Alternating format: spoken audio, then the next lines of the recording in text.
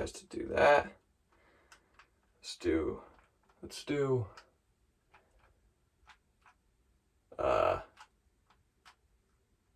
we can't switch it. Sorry guys, we're just gonna have to stay with red. Hopefully your eyes are okay. Yeah, welcome back guys. As you can see, I'm in the sauna again. I want to say thank you to the 94 subscribers. We are slowly climbing. Like, it's awesome to see the number go up every now and then, and when I see the new subscriber notification, it's sick. So thank you guys, and thank you to everybody who's been commenting. Whatever it is, if it's good, if it's bad, I appreciate it. I want to see, what you guys think, and if I'm helping you, if you have a recommendation of what I should talk about. So yeah, we're in the sauna today. It's 1:26, but it'll ramp up. Infrared light. So I don't blame you if this is hard to watch because the red light. This is just for the people who need it, and for like myself in the future, I guess, as well. So yeah, what have I been up to? So 2 days ago, I got this test for this thing called compartment syndrome. And basically what compartment syndrome is so I have it in my lower leg. You can have it in other places, but I have it in my lower leg. You've probably never heard of it. What I have is called chronic exertional compartment syndrome. So it's basically from my top of my calf to the bottom of the top of my ankle, pretty much. And whenever I exercise with using those muscles, like calf raises, tib raises, running, jogging, jumping, all that stuff, basically when the blood goes to the muscles like normal when you exercise, it goes into the muscles and then it just recycles through the body. Basically with compartment syndrome, it goes into the muscles and it can't go back up the body. So it gets stuck there and it gets really full, and I can't even run more than a quarter of a mile. I can't even do 10 calf raises before all the blood just gets stuck in the muscles and can't come up. And it's been like that for about a year, which isn't the reason that I stopped playing. It happened at the same time it wasn't the reason I stopped playing, but I couldn't even have played with it even if I didn't have the labral hip tear, which I still need surgery on. And I want to share some important things about this after I'm done explaining it. So yeah, I got the test. It was 16 injections. It was the first 8, because you have 4 compartments on each leg. So you get 4 on each leg. The first 8 were just to numb me. So they numb my muscle. They numb where they're going to inject me for the next 8. So they numb me for 8, and then I ran on a treadmill for 20 minutes until I feel the symptoms and I feel that fullness come back. And then I go sit, they rush me to this bed where they test me again. Well, they actually do the test. It's like a pressure test. So first 8 were for numbing. The second 8 were to test the pressure of the fascia and the muscles. So when the blood builds up, there's obviously a lot of pressure. And so what the doctor did was injected me into the same exact spots that he numbed me, and where the compartment is. It still hurt, obviously, but that he had to numb it to make it feel less. And yeah, if your number on the pressure, so the needle has a machine on the end of it to tell you what the pressure of the test is, and if that number is above 30, then you have chronic exertional compartment syndrome. And he has to obviously call out the numbers for all 8 of the compartments in the 4 in each leg. And so he just started calling, because you have to do it in under a minute after you exercise to get proper results. So he tested me, injected me, and then started to shout out the numbers that he was reading on the machine. And bro, after the first one, he says 121.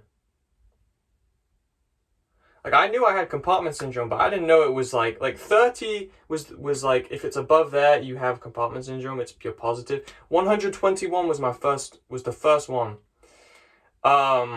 And then it was 115, 100, 80, 90. He just kept calling these high numbers. So yeah, I have compartment syndrome. So Yeah, I can't do, like, I still can't do this how it's been for the past year. But yeah, so I was like, all right, what can I do to fix that? And he basically said, okay, Sam, there's two options. You can either do surgery. Well, he said three actually.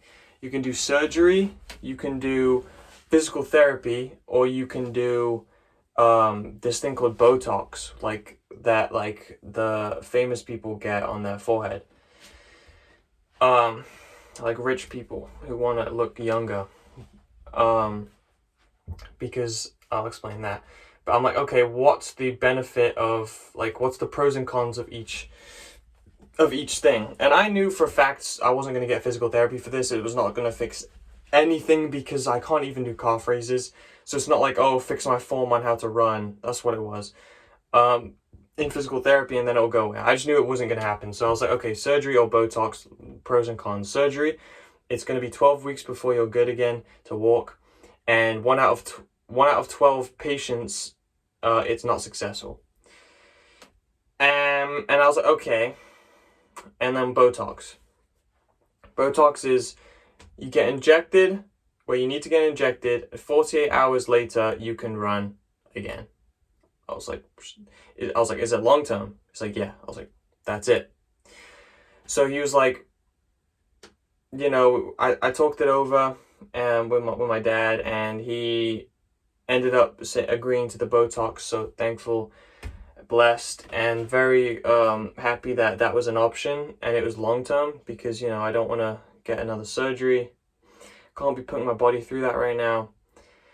So that's the plan. We're gonna book that appointment, get that done. So I've done that. That was a long explanation of what that compartment thing was, but yeah, I've done that.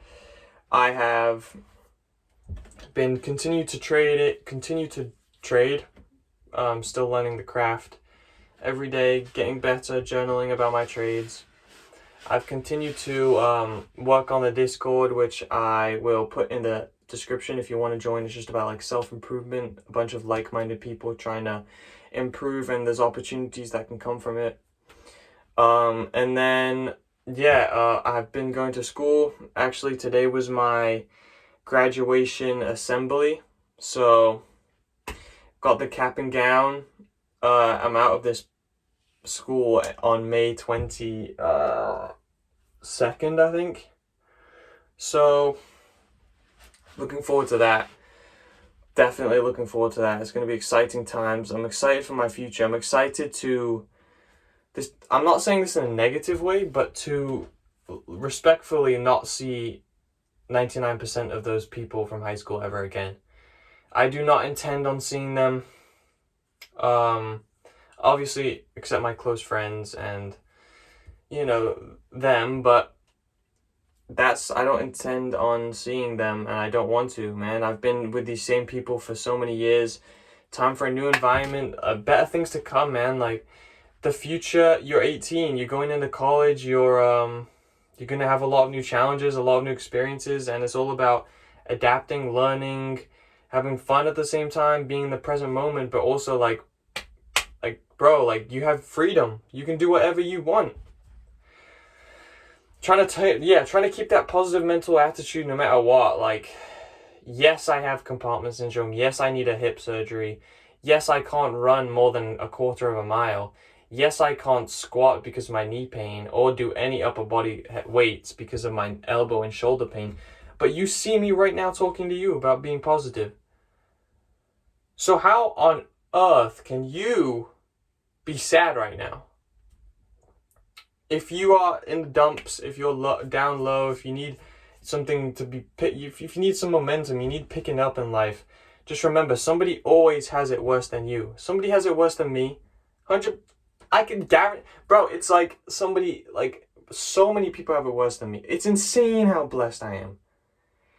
Even though I just said all that stuff to you, it's insane how blessed I am, bro. Somebody in Afghanistan has just got bombed right now. Their parents just got bombed in the house. Right now.